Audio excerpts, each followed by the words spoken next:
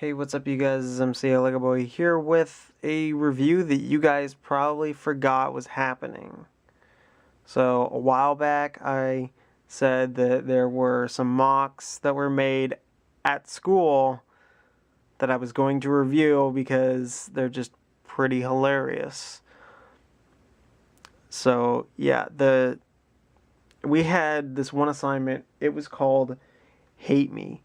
And it was for my sculpture class. And basically the idea was is that people, they end up making art because they want it to be liked. And so then make something that would be disliked. It could be poorly made. It could be something that just was... It couldn't be outrightly offensive. Like, you couldn't make something that was racist. You couldn't make something that was... just going to 100% offend somebody. Well, I really couldn't think of anything. I was like, what if we just make a bunch of garbage mocks? Just absolutely awful. Poor color choices, unusable pieces, things like that. Well, I mean, I went into this thinking this is going to backfire, but I really have no idea what to do. Eventually, I did know what to do. I could expand on it, but I really don't want to.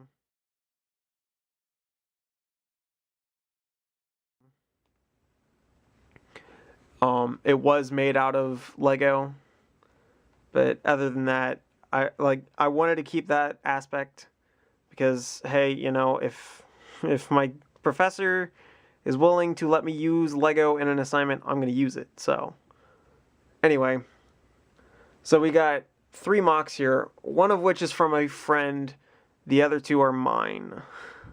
You can probably tell which one is not mine. But it was a lot of fun. We were messing around, just doing stupid stuff. We didn't care. We were just letting what happened happen. And yeah, so we'll review them in the order of coolness, I guess, or like, I don't know. We'll review my friend's thing first.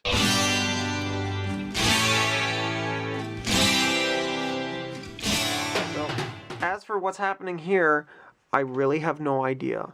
Honestly, I really don't. I do commend her for using the skunk and thinking about how this tail piece that connects at the neck is open down to the bottom. She somehow got it to fit around a chair. Like, maybe that's exactly what it was for. I really don't know. But I commend her for that. Also, she ended up learning that if you have a piece that is 6 studs long, or connects at 6 studs in length, then you can connect it at a 5 by 3. No, that doesn't seem right. Right? No, I don't know. 1, 2, 3, 4. 1, 2, 3, 4, 5, and that part's 6 studs long. So yeah, and that connection can be made. So again, like, really cool. Also, this is the top of one of the containers from 2001's Lego Dinosaurs theme. There was Tyrannosaurus.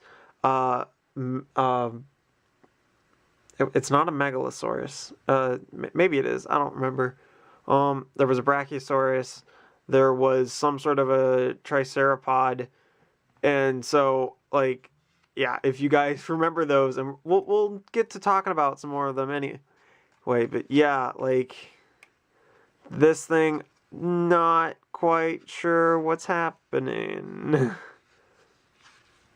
But yeah, she was just throwing pieces together, and you know what? Using this thing, that's pretty creative. Figuring out that maybe the skunk tail could have been for this, I gotta hand it to her. Like, that is pretty smart. So yeah. And then she said, like, promise me you're never gonna take this apart. And I was like, well, okay. I don't know how long that promise will be kept, but so far it has lasted since, I think, mid-March, and it's now May 7th when I'm reviewing this, so, and then it might still be together by the time that this review has actually come out. So anyway, this is this thing. Now let's talk about this monstrosity.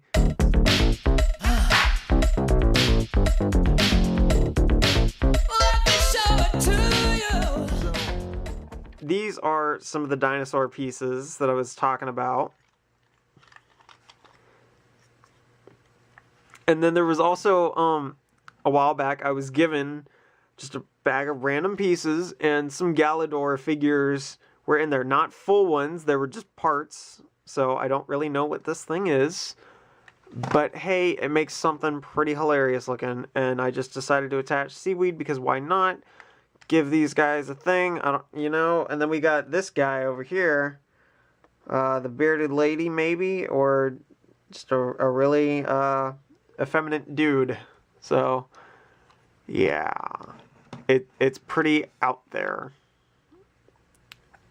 So not really much else to say. I was trying to make something look terrible, and I kind of made something look a bit awesome. So yeah.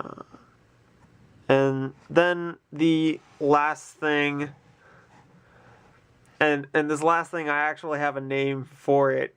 I'm calling it the HMS El Capitan, because such a ridiculous thing deserves such a ridiculous name.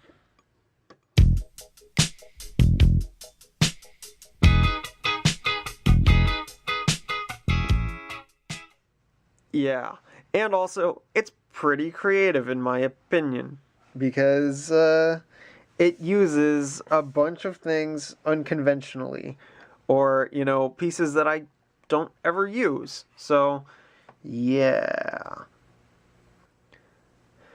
We've got the use... okay, well, to start off, this is full on, like, trying to embrace the rainbow warrior-ness of this. And it kind of works, kind of doesn't. It works because I'm using all different colors. It doesn't work because this thing is just about as symmetrical as you can get, and like even some of the colors are like full-on symmetrical. So kind of mission failed there. But I wanted to try and use a bunch of really big pieces, a bunch of pieces that have weird printing on them, or like pieces that you don't use anything with. And then I thought, the people that tend to build Rainbow Warrior things are also into military stuff, or like guns, just guns everywhere. And so I decided, let's just attach a whole bunch of like useless antennas and guns, just guns and antennas everywhere. So yeah. So in the front, we're using a Gresh head on a ball joint. Oh yeah, by the way, we're also mixing old gray and new gray. It's terrible. It really is. We've got some guns, and they do move, so that's pretty exciting. They're literally attached just like that. Super simple, and this is completely legal, which I'm happy about.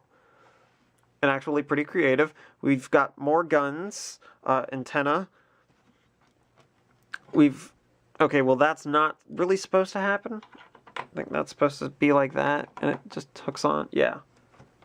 So, then we got life boat thing. This is also supposed to be a flying ship, so why? Because reasons, that's why. We've got, this big orange thing. And we've got a manta ray thing right here. We've got our two pilots.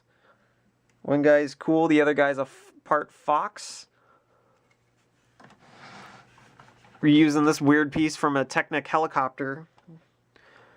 And then we've also got a control panel in there that's like the standard Star Wars control panel. There we go. Now we got this thing from Mars mission. Got a sticker on it, because, you know, why not? We've got 2 masts that are randomly in there. And one of them is from Arctic. Here, we'll just pan up for a second. There you go, got the number 24. Oh no, the set's showing. The edge of the set is showing. Also, there's just a bunch of dust because this has been sitting since mid-March, and also because there was already a bunch of dust on it to begin with. So, yeah. And then we've got this using the Bespin, because I had a second one. It's literally attached the exact same way as before. And then we also move on to the crowning achievement of this, actually using a piece in a way that in which it was never intended, and it actually looks pretty cool. And that's this air pump thing that I don't know when it was necessarily introduced, but the one that I've got is specifically from the dropship. No, not the dropship. The mothership from Mars mission. So it's fun. It looks like a giant engine, and it just kind of flows with the rest of this. So, yeah. Another antenna. Because, you know, communications, of course. Just, like, we got to make sure that we can get those communications out. And this gun, I mean, it pivots, too. So, yeah. It's the most ridiculous thing ever. We've got some nice Gresh spike things back here, because why not? We've got some printed engine stuff right there, because again, why not? Bigger engines right there. We've got a little gate thing because reasons. Then we got 3 spoilers because, again, more reasons. Like, let's just soup it up, make it look absolutely ridiculous. And then we get on to another crowning achievement. It has a license plate. It's the same license plate from that flying car thing from that Venom Ultimate Spider-Man set, except it's not Ultimate Spider-Man, it's just regular Spider-Man, but the show's called Ultimate Spider-Man. It's not Miles Morales, it's Peter Parker. So, yeah. And that is pretty much it. That is the HMS El Capitan. Oh, jeez. Oh, hey, look, we're using a castle piece down in there. Yes, that is a castle piece. So,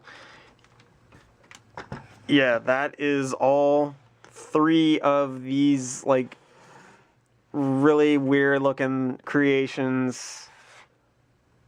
And I do find that they're all pretty fantastic and horrible in their own ways. They are creative in their own ways. So, I mean, in a way, like, this, like, super backfired, and it's like, hey, guys, look at how creative we are. And, I mean, I don't know what's worse. Like, the fact that,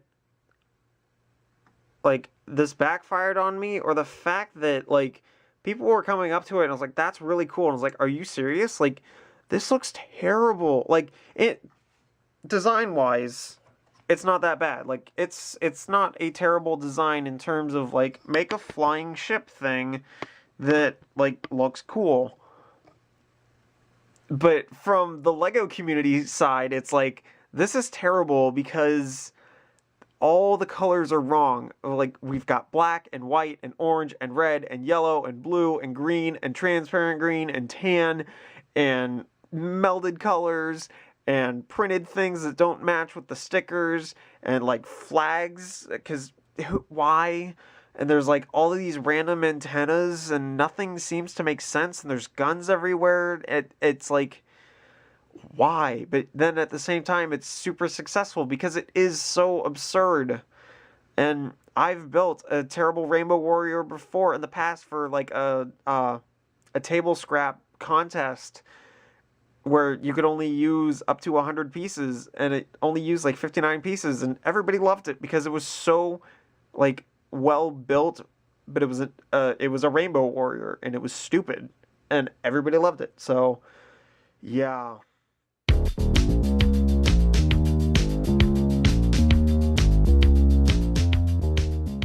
So this has been MCLegoboy with really weird creations. A